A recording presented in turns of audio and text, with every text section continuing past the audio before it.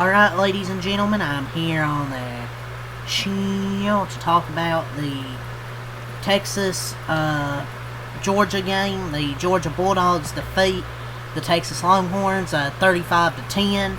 They scored 21 points in the fourth quarter. Felt the defense for Texas gave up, to be honest. I felt they played better with Quinn Ewers last year. Like, Arch Manning been getting better, but I kind of figured it's going to be tough. Especially on the road at Georgia. The Texas offensive line struggled. Georgia's defensive front really hasn't been great this year, and it felt like they were fantastic tonight. Georgia's offense was good. First few drives, they just drove right downfield. Then a few other drives. And after that, after the second quarter, they got those 2 touchdowns. Stalled out for a little bit, but then they got going in the fourth quarter. It helped that they got that surprise onside kick. That's why I love. That's why I hate the NFL rule. It's where you have to announce an onside kick. That's why I love you surprise onside kicks. But Gunnar Stockton was phenomenal tonight. They ran the ball. He had 5 total touchdowns tonight. Besides that 1 interception, that was really his only mistake, was that interception. Other than that, phenomenal. 4 passing touchdowns, 1 on the ground, 5 total on the night. Nate Frazier finally started to run down their throats in that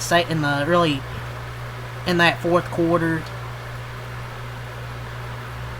So, and Texas had 33 yards rushing on their opening drive. They finished with 23 yards rushing. They couldn't run the ball after that opening drive. Georgia showed absolutely no mercy tonight. Especially that fourth quarter, just absolutely destroying them. But Steve Sarkisian has lost at least 3 regular season games in 9 of his 11 full seasons as head coach. And this one is probably the most disappointing. Because they come to the season ranked number 1. Preseason number 1, they have Arch Manning coming in. They have an explosive offense. You look at it on paper and think, oh, it's going to be a really damn good team. And now they have 3 losses, and their chances of the playoffs are probably cooked. I mean, they have 3 losses now. They pretty much had to. This was basically a must-win game.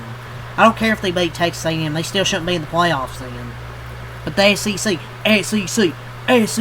would probably put them in because there would be a fucking uproar from the SEC. But this Texas, your season's over. Literally over. It was a full-on blowout until the fourth quarter.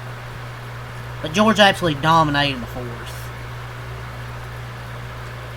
You know, Gunnar Stockton just keeps stacking moments of extremely efficient quarterback play. And Georgia handled Texas like it was nothing. Pure control from start to finish, and they were locked in. Besides that 1 interception, then Texas scored on a short field. Other than that, it was really Georgia in control from start to finish in this ball game. Which I'm not surprised. I don't know why Texas was ranked 10th to begin with, honestly. I guess because they beat Vandy, but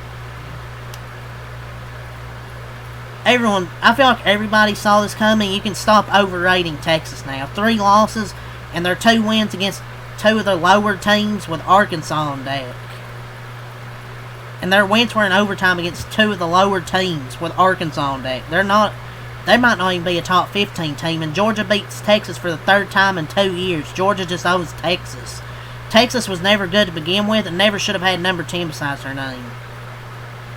To be honest. Steve Sarkisian, he might get fired. That may be a bit of an overreaction, but I could see him getting fired, honestly. It wouldn't be too surprising to me.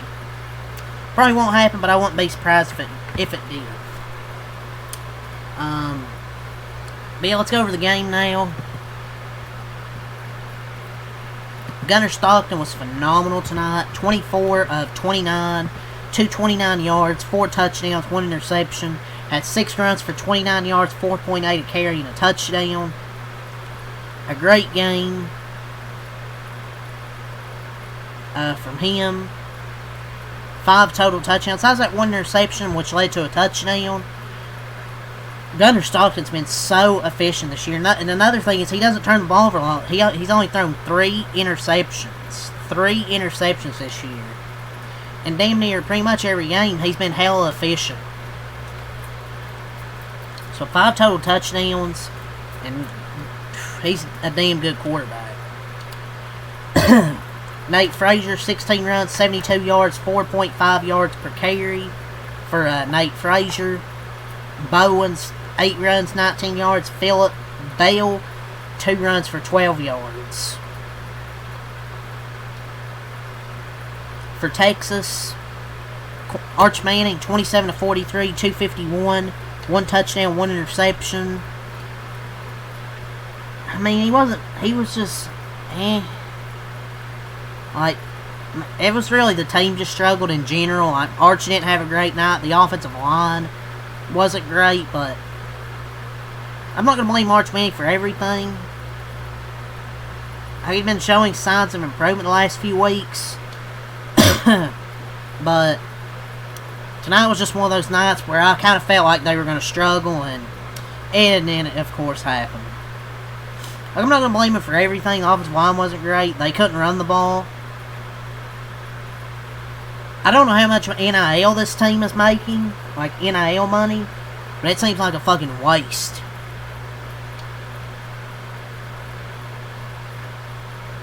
The team's just not playing well in general. And I can't maybe call this a playoff extinction for Texas. Maybe a Black Friday win against Texas A&M will give the committee something to think about. But at best, they will be a 3-loss team on Selection Sunday, hoping to become the first 3-loss qualifier in playoff history. But they're not going to beat Texas A&M. Could they? It's a rivalry game, sure. I don't see it happening. I don't buy that playoff pitch. No matter what this roster costs, I don't buy that playoff pitch. National championship aspirations are long gone. Long gone. The sobering reality is Texas is almost certainly headed for some also ran bowl against an opponent that didn't spend so much for its squad. Call this season what it is. A flop is what it is. Remember they got blown out against Florida as well? Why were they even ranked 10th? Like, Arch Manning didn't play as shit as he has in other games, but he was still not great. Gunnar Stockton completely outplayed him. And Kirby Smart, ladies and gentlemen,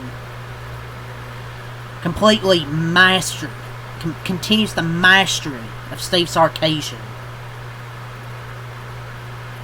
Georgia didn't need much ground support. Why hand off with Stockton completing nearly 83% of his passes? And why punt when Stockton can twice move the chains on 4th downs? 4th and 1, a master call by Kirby Smart. They thought they were going to run it, faked it, threw it out to McCray, the running back.